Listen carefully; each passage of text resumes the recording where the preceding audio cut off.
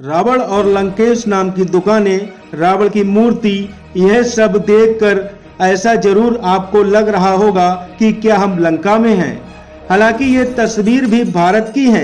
यहाँ रामलीला मंचन को एक ऐतिहासिक घटना ने रावण वध को विशेष बना दिया। यहाँ रावण वध से एक नहीं तीन रावण पात्रों की मौत हो गई थी, जिसमें एक की मौत तो रावण वध के समय राम का तीर लगते ही मौत हो गई थी। है ना हैरान करने वाली ये घटना। चलिए हम आपको बताते हैं। दरअसल ये भारत में उत्तर प्रदेश के पीलीभीत जिले के बीसलपुर कस्बे की तस्वीरें हैं। बीसलपुर की रामलीला अपने में काफी खास है। यहाँ दशहरे के दिन रावण वध के मंचन के दौरान लोग सहमे रहते हैं। ऐसा इसलिए क्योंकि 3 बार ऐसा हो चुका है कि रावण वध में रावण का पात्र निभाने वाले कलाकार की मौत हो गई। एक बार तो पात्र निभाने वाले शख्स की मौत तत्कालीन डीएम और एसपी के सामने ही हो गई। तब से ही यह रामलीला सच्ची लीला के नाम से मशहूर हो गया।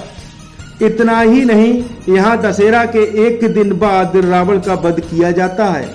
साथ ही अगर अगले दिन शनिवार पड़ जाए तो रावण का वध एक और दिन लेट कर दिया जाता है। वो इसलिए लीला में रावण का किरदार निभाने वाले तीनों कलाकार गंगा विष्णु उर्फ कल्लूमल, अक्षय कुमार और गणेश कुमार की मृत्यु राम का तीर लगने से हुई थी। इसके बाद से ही यहाँ पर यह परंपरा बन गई कि अब रावण का दहन दशहरे के एक दिन बाद करेंगे। बीसलपुर का रामलीला मेला आखिरकार क्यों बना ऐतिहासिक? रावण का किरदार करने वाले कलाकार ने क्यों त्याग दिए अपने प्राण? एक बार नहीं बल्कि 3 बार घटित हुई ये घटना, जानिए पूरी रिपोर्ट। देखिए, ये ऐतिहासिक रामलीला इसलिए है कि यहाँ पर कई ऐसी घटनाएं हुई हैं जो इतिहास अपने आप में बन गई।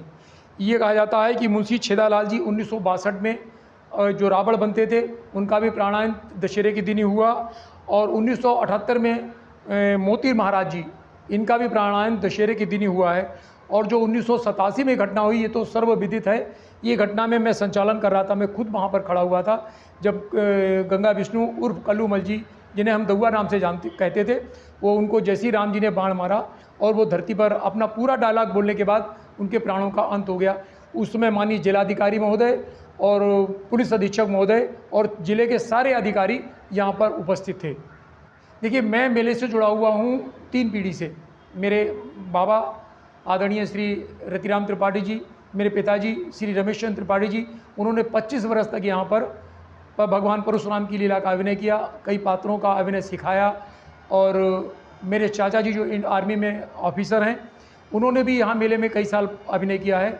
और मुझे बचपन से ही उनके लिए उससे प्रेरणा मिली, शौक़ थी मुझे मेले में आने की, तो मैंने बचपन से इस मेले में अभिनय करना शुरू किया। मैं कई नाटकों में, पहले यहाँ पर नाटक होता है स्काउटिंग ड्रामेटिक क्लब की तरफ से, उस नाटक में भी मैंने कई नाटक खेले हैं और मंचन किया है। और 1991 से मैं स्वतंत्र रूप से मेले में लीलाओं का संचालन करता चला आ रहा हूँ।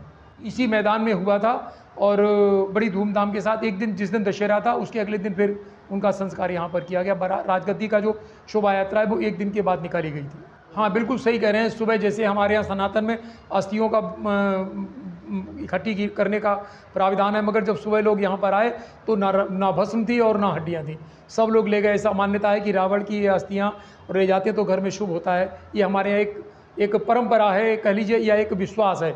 देखिए, रावण के संवादों के बारे में कई रामायणों में अलग अलग वर्णन मिलता है। वैसे जो सही एक वर्णन मिलता है कि भगवान श्री राम ने कहा था, रावण राजनीति का बहुत बड़ा ज्ञाता है, हे लक्ष्मण, मैं चाहता हूँ कि तुम जाकर के उनसे राजनीति की शिक्षा लेकर आओ। तब राम लक्ष्मण जी जाते हैं और रावण के सर की तरफ खड़े हो जाते हैं। रावण उन्हें ज्ञान नहीं देता है। वो वापस आते हैं राम जी के पास और कहते हैं, रावण का अहंकार अब भी है, वो हमें अभी भी ज्ञान नहीं दे रहा है। तब राम जी ने कहा कि आप किधर जाकर खड़े हुए? बोले, मैं उसकी सर की तरफ जाकर खड़ा हुआ। बोले, किसी से ज्ञान लेना होता है, वो गुरु है तो उसके चरणों में जाकर ज्ञान मिलता है। तब जाकर लक्ष्मण जी रावण के चरणों में खड़े होते हैं और रावण से कहते हैं कि मुझे राजनीति का ज्ञान दो। तो रावण कहता है, देखो, कल करे सो आज करे, आज करे सो अब, पल में प्रलय होत है, बहुर करेगा कब। सुमति शीघ्रम, जो शुभ कार्य हों उनको शीघ्र करना चाहिए और जो अशुभ कार्य हों उनको सदैव टालते रहना चाहिए। मैं सोने में सुगंध पैदा करना चाहता था, स्वर्ग तक सीढ़ी लगाना चाहता था, मगर आजकल करता रहा और अब भगवान के धाम जा रहा हूँ। भगवान श्री राम जब पूछते हैं कि रावण बताओ जीत किसकी हुई, तो रावण कहता है कि प्रभु, जीत मेरी हुई, क्योंकि मैंने जीते जी आपको अपनी लंका में नहीं घुसने दिया और मैं आपके होते हुए आपके धाम जा रहा हूँ, यदि रोक सकते हो तो रोक लो। और जय शंकर कहते हुए अपने प्राणों का अंत कर देता है। बीसलपुर के गंगा उर्फ कल्लूमल ने साल 1941 में पहली बार रावण की भूमिका निभाई थी। कल्लूमल की रामलीला के दौरान रावण के वध के समय राम का तीर लगने से मौत हो गई थी।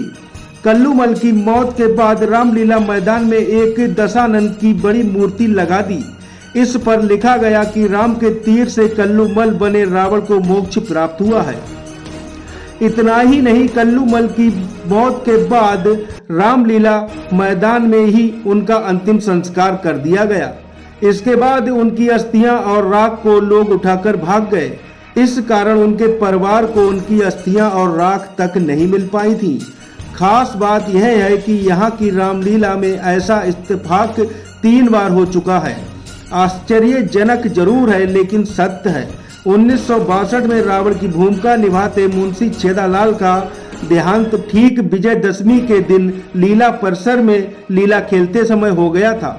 फिर 1978 में रावण की भूमिका निभाते मोती महाराज की मृत्यु भी दशहरा वाले दिन उसी मैदान में हुई थी।